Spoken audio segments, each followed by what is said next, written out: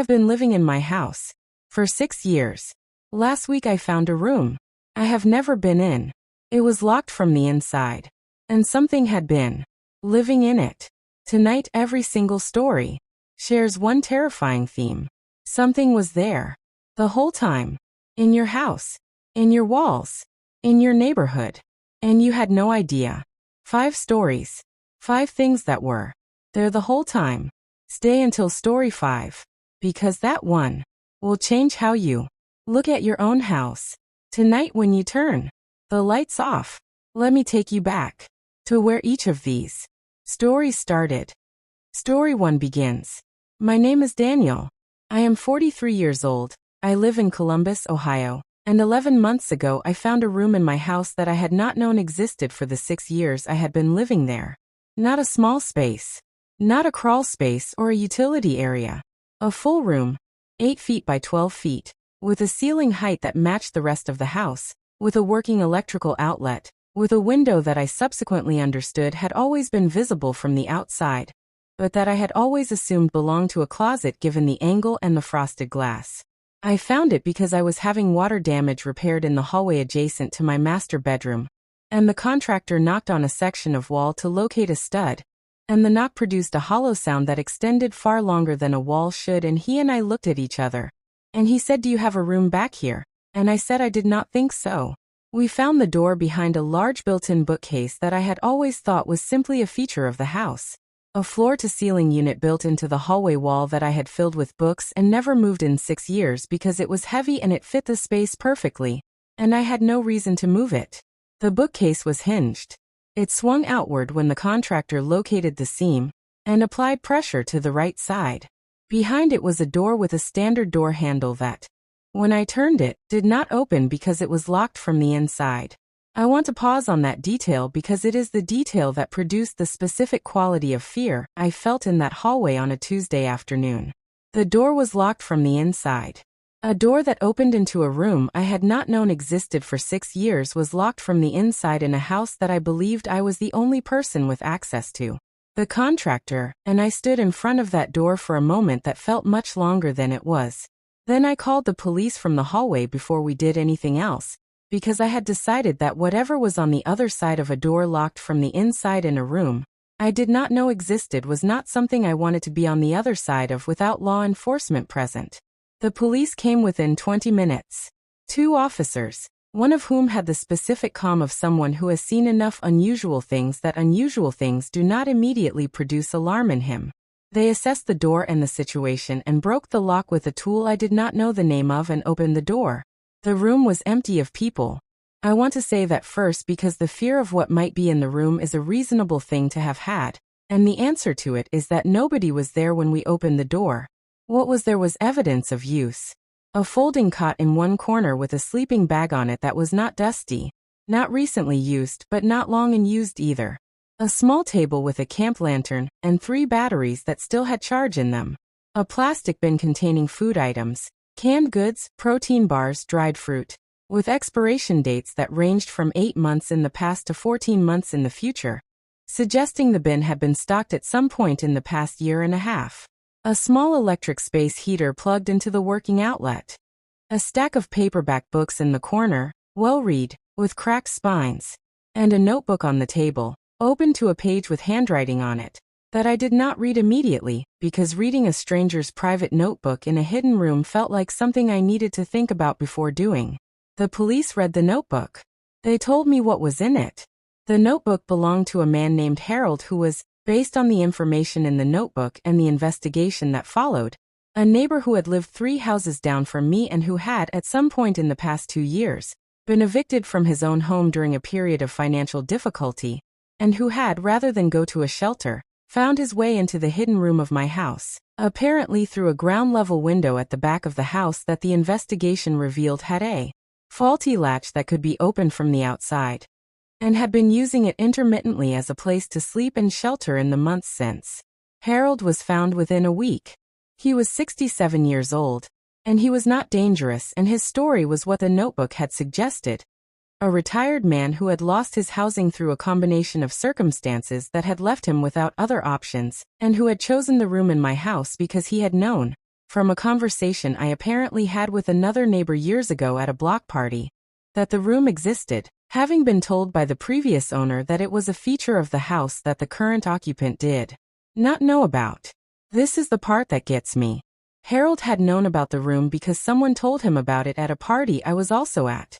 He had filed that information away for years until he had needed it. I am not going to tell you what I feel about Harold, because what I feel about Harold is complicated in ways that do not resolve into a simple position, and that I am still working through.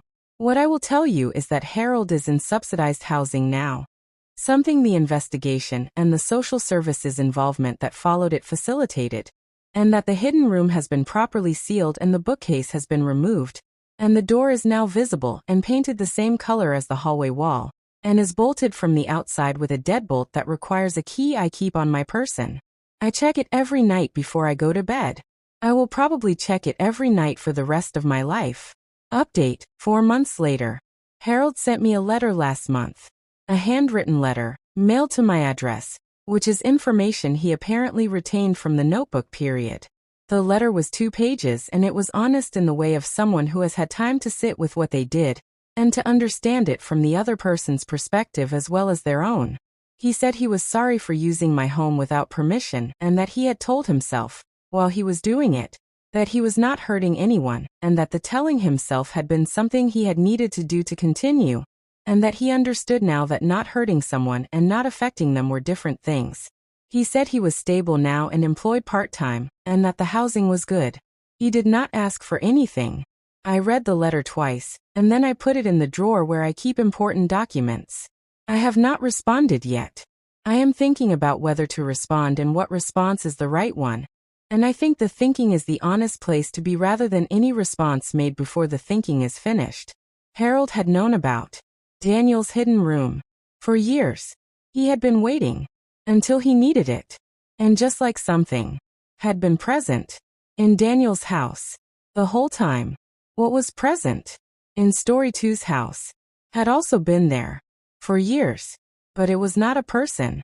It was something in the walls. Something that produced a sound, the same sound, every single night, at the same time, for 3 years. And what it turned out to be was something nobody in that family had expected to find. Wait, this is the part that stays with me. Here is what was in those walls. My name is Karen.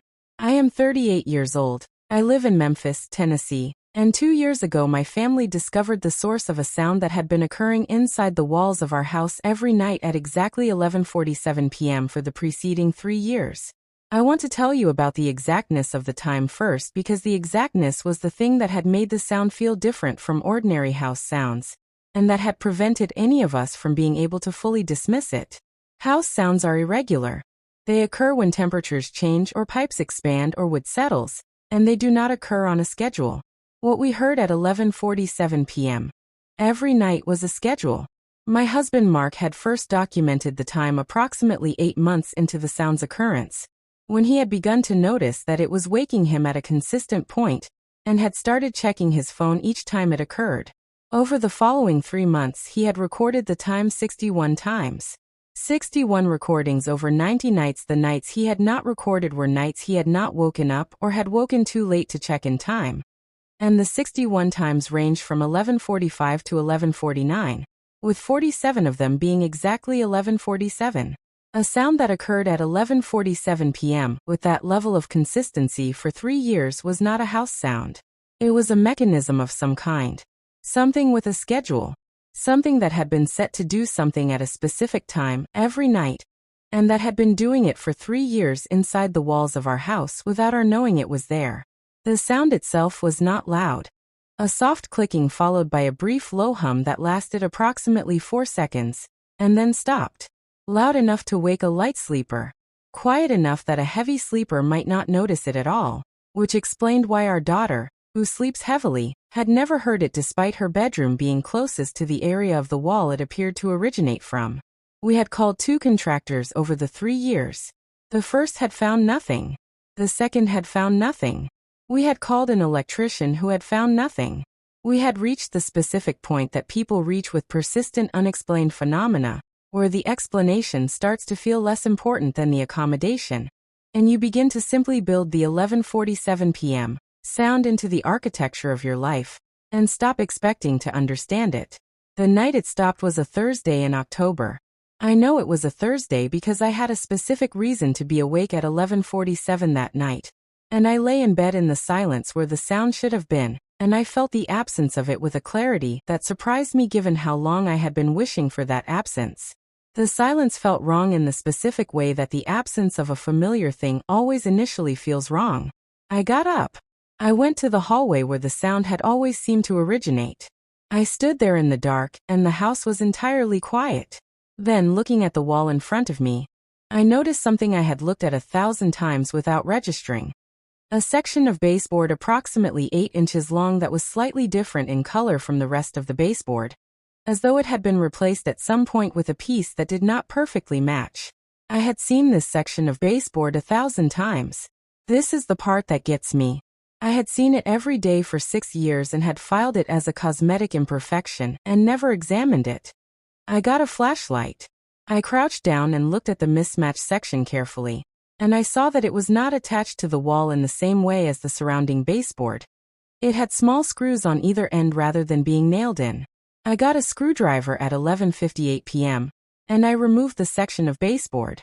Behind it, set into a shallow cavity in the wall, was a home automation device, a small hub unit that controlled smart home functions and that had, according to the documentation I subsequently downloaded, a feature that caused it to briefly cycle its relay connection every night at a user-configured time for maintenance purposes. The device had been set to cycle at 11:47 p.m. It had been doing so every night since its installation.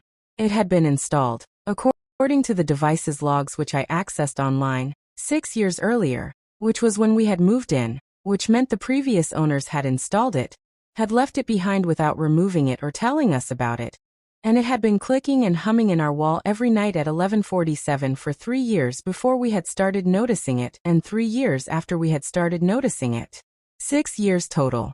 The night it stopped was the night it finally reached the end of its maintenance cycle rotation and entered a dormant mode that the manufacturer had apparently designed for extended non-use. I held the device in my hand on my hallway floor at midnight, and I looked at it for a long time, and I thought about 3 years of documentation and 2 contractors and 1 electrician, and 61 phone timestamps, and the specific wrong feeling of an absence, and a mismatched baseboard I had looked at 1,000 times, and I thought that the most persistent mysteries are often the ones hiding in the most ordinary places, and that the ordinary place of a slightly different baseboard had held a 6-year answer that I had walked past every single day without seeing. Update 3 months later. I contacted the previous owners through the real estate agent who had handled our purchase 6 years earlier. I wanted to know if they had known the device was there. The previous owner, a woman named Helen who was now living in another state, responded through the agent within a week. She said she had forgotten entirely about the device, that her husband had installed it, and that in the chaos of the move they had not thought to remove it or disclose it, and that she was genuinely sorry for the years of disruption it had apparently caused. She asked what the sound had been like. I described it. She was quiet for a moment through the agent's communication, and then she said she had heard it too, when they were living there, and had attributed it to the water heater, and had simply stopped noticing it. I found this information the most interesting part of the whole story. The previous owners had heard the same sound, and had attributed it to something mundane, and had stopped noticing it, in the same way that I might have stopped noticing it if Mark had not started documenting the time, and the consistency had not become undeniable. There is a version of this story where the device runs until its battery dies with nobody ever investigating, and the sound simply stops one night, and nobody knows why. I think about that version sometimes. I think about how close we came to it and about a mismatched baseboard, and about 11:47 p.m., and about the specific persistence that produced an answer that the sound had been offering in its way every night for 6 years. Karen's wall had a device, hidden for 6 years. A device the previous owners had forgotten to mention. And just like Karen, found something hidden in a wall. The family in story 3 also found something hidden, but not in a wall, in a photograph. A photograph that had been hanging in their house for 11 years. A photograph they had looked at every single day. And what was in the background of that photograph?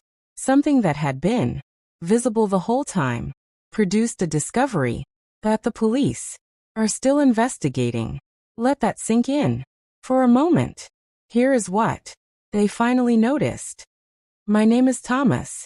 I am 47 years old. I live in Raleigh, North Carolina, and 8 months ago my 16-year-old daughter was doing a school project on family history and took down a framed photograph from our living room wall to scan it and noticed, in the background of the photograph, something that none of us had seen in 11 years of looking at that photograph on a daily basis. The photograph was a family photo taken at our previous house 11 years ago. The house we had lived in before we moved to our current address when our daughter was 5. It was a professionally taken family portrait. The 4 of us posed in our living room at that house, with our furniture and our belongings visible in the background in the way that a living room photograph captures the life of a room without focusing on it. We had looked at this photograph every day for 11 years. What our daughter noticed when she had it in her hands to scan was something in the upper left corner of the background, visible through a doorway that led to the hallway of our old house, that appeared to be a person, not a family member, not anyone we recognized. A partial figure, partially obscured by the doorway frame, that should not have been in our house on the afternoon the photograph was taken because, as far as any of us have ever known, no one was in our house that afternoon except the 4 of us and the photographer. I want to be precise about what the figure showed, because precision is what the situation requires. The figure was partially visible, a shoulder, part of a torso, what appeared to be an arm, and the portion of the hallway visible through the doorway. The figure appeared to be wearing dark clothing. The figure was not moving. This was a still photograph, but the body posture of what was visible suggested someone standing still, as though waiting, rather than passing through. This is the part that gets me when I tell this story to anyone. We had looked at this photograph every single day for 11 years and none of us had seen it.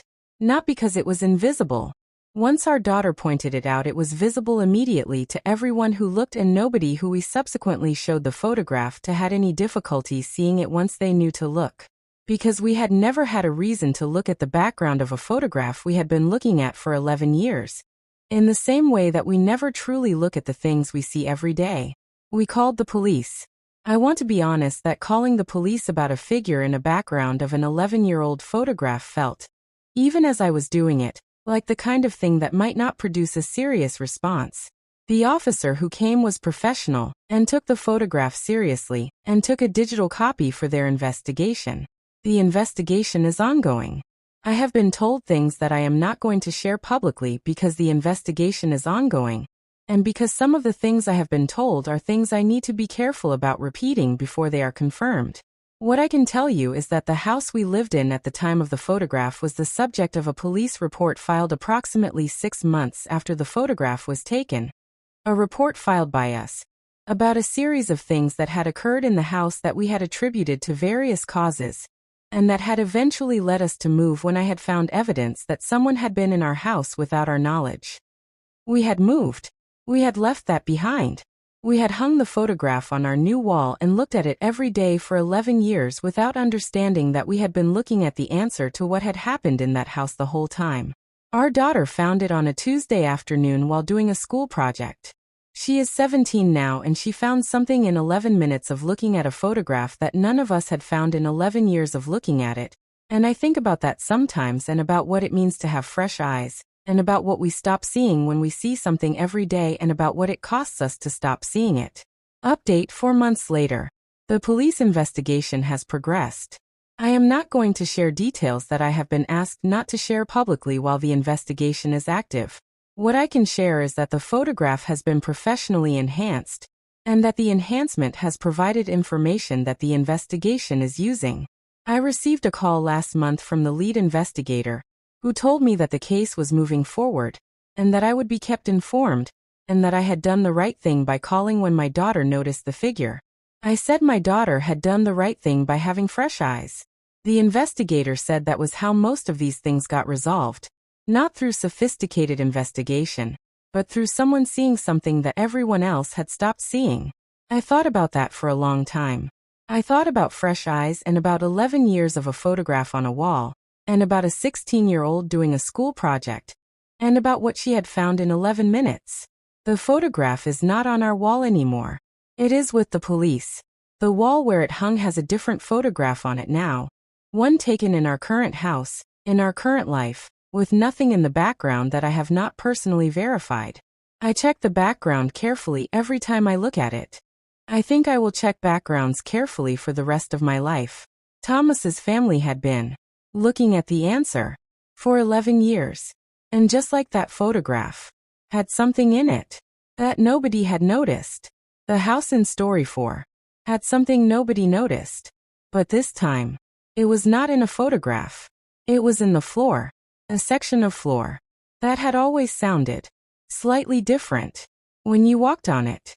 Something that every person who had ever lived in that house had walked over every single day for 40 years, until the night a 12-year-old got on her knees and looked at it closely and found something underneath it that changed the history of the house. Can you imagine? Here is what she found. My name is Rebecca. I am 44 years old. I live in Louisville, Kentucky, and 14 months ago my 12-year-old daughter Lily noticed, while doing a cartwheel in our hallway, that a section of the floor in the middle of the hallway sounded hollow. Not dramatically hollow, subtly hollow, in the way that children who are close to the ground and paying attention to their bodies notice things that adults walking upright over the same surface have learned to filter out.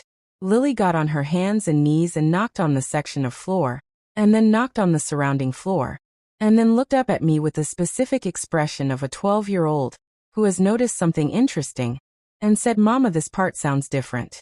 She was right. The section she had identified, approximately 3 feet by 2 feet in the middle of the hallway, covered by the same hardwood as the rest of the floor, produced a distinctly different sound when knocked than the surrounding boards. I knocked on it myself. I knocked on surrounding areas. The difference was clear once I was listening for it, and completely unnoticeable when I was not. We had been walking over this section of floor for 4 years. Our house had been built in 1962 and had, according to the records we had received at purchase, for owners before us. 4 families had walked over this section of floor across 60 years without, as far as I could determine, identifying it as different. Lily had identified it in the middle of a cartwheel. We called our contractor the following morning. His name is Frank, and he has worked on our house twice before, and he has the specific quality of a contractor who has seen enough unusual things that he approaches unusual things with curiosity rather than alarm. Frank assessed the hollow section and confirmed that what was underneath was a void space. Not a structural void, not a foundation issue, but an enclosed space that had been deliberately created beneath the hallway floor at some point in the house's history. Frank said he needed to open it to assess it safely. I said, "Please do." What Frank found when he opened the section of floor was a storage space approximately 2 feet deep, and the same footprint as the hollow section, lined with what appeared to be original wood from the 1960s based on the grain and the finish, and containing the following items in a condition consistent with having been there for several decades. A metal lockbox locked, approximately the size of a large book.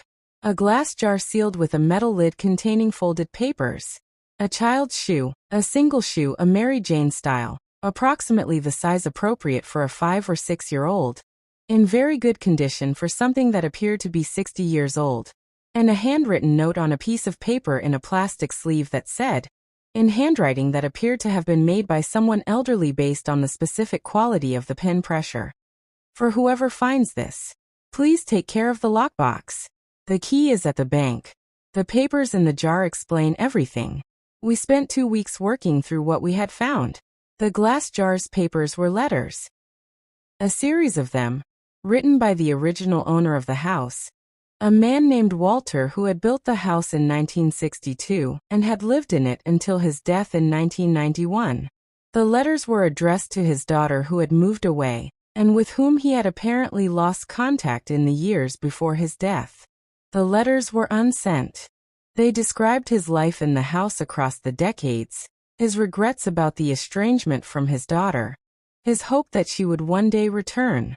The last letter was dated 2 weeks before his death, and said that he had placed the letters and the lockbox beneath the hallway floor, because he had not known where else to put things that mattered, and that he hoped whoever found them would understand. The lockbox required a visit to the bank Walter had used, which still existed under a different name, and a legal process facilitated by our attorney to access based on our status as current owners. Inside the lockbox was a collection of small personal items.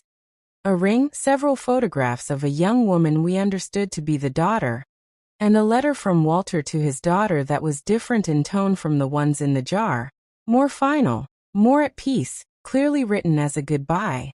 The child's shoe, the County Historical Society subsequently determined, belonged to Walter's daughter based on documentation we were able to find through records. She had apparently left it behind during a visit, and it had stayed in the house. We found Walter's daughter. She is 81 years old and lives in a retirement community 2 states away. Her name is Margaret, and she had not known her father had tried to contact her after their estrangement. She had believed until we contacted her that her father had not thought of her in his final years. We sent her the letters, the lockbox contents, and the shoe. She called us when they arrived. She was quiet on the phone for a moment, and then she said that she had thought about her father every day for 60 years, and had not known he had thought about her. I told her he clearly had.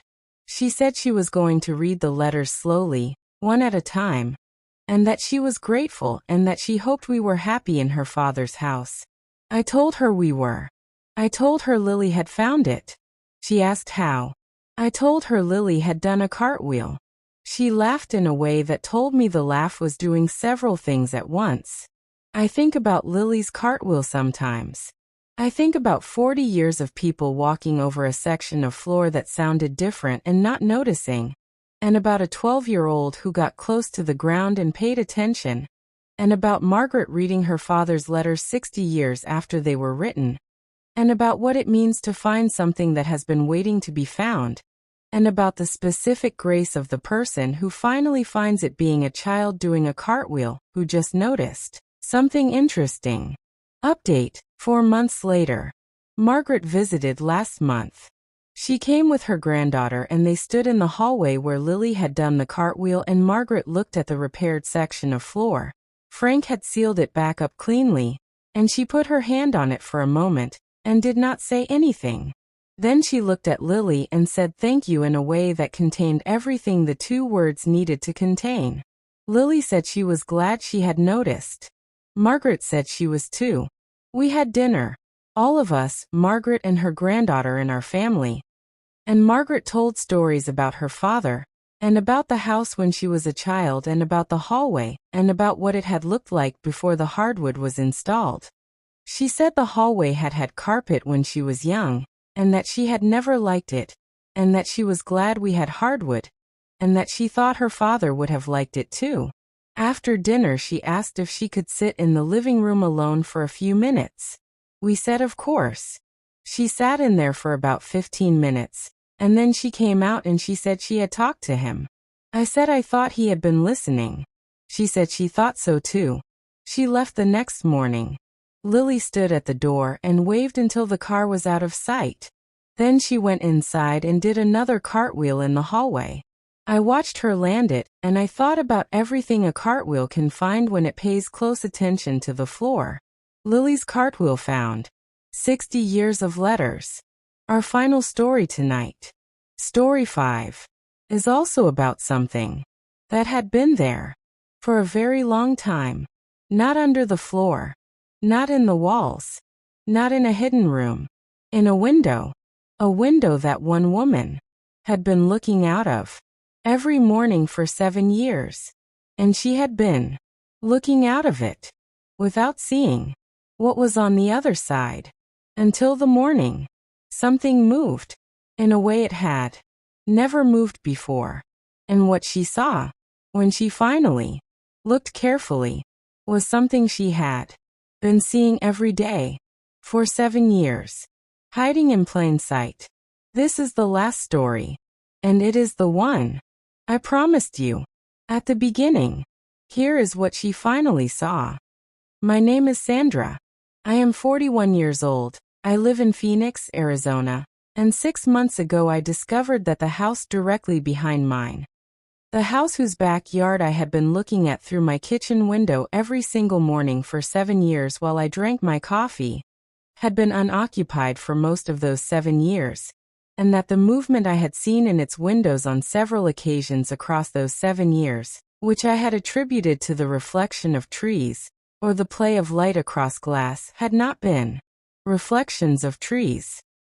I want to tell you about the specific morning I finally understood what I had been seeing, because that morning is the center of the story. It was a Tuesday in November. I was drinking my coffee at the kitchen window at approximately 7:15 a.m. the way I do every morning. The house behind mine had been, as far as I knew, unoccupied for the past several years.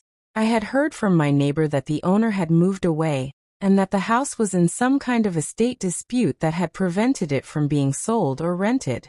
The yard had become overgrown in the way of neglected properties, and I had grown used to looking at it without seeing it in the specific way we grow used to familiar views. On this particular Tuesday morning at 7:15 I saw movement in the window on the second floor of the house behind mine. Not the reflection of trees. The trees were not moving. Movement. Something behind the glass that moved once, deliberately, and then was still. I stood at my kitchen window for a long time. Then I got my phone and I zoomed in with the camera. Through my phone camera zoom to maximum, looking through my kitchen window at the second floor window of the house behind mine, I could see clearly what I had been seeing as tree reflections for 7 years. A person, standing approximately 2 feet back from the glass. Not visible to the naked eye from my window, but visible through the phone camera at maximum zoom. Standing still after the single movement that had caught my attention. Looking, from the body posture and the orientation of what was visible, toward my kitchen window. I called the police from my kitchen without moving from the window. The police response was faster than I expected. 2 cars within 8 minutes. The officers entered the property and cleared it, and found in the second floor room that corresponded to the window a man named Gary who was 53 years old, and who had been, the subsequent investigation established, living in the unoccupied house intermittently for approximately 2 years. The house had been easy to access. A back door with a compromised lock that had not been addressed during the estate dispute period. Gary had been using the second floor room as a shelter and had, in the specific geography of his shelter, a direct sight line to my kitchen window.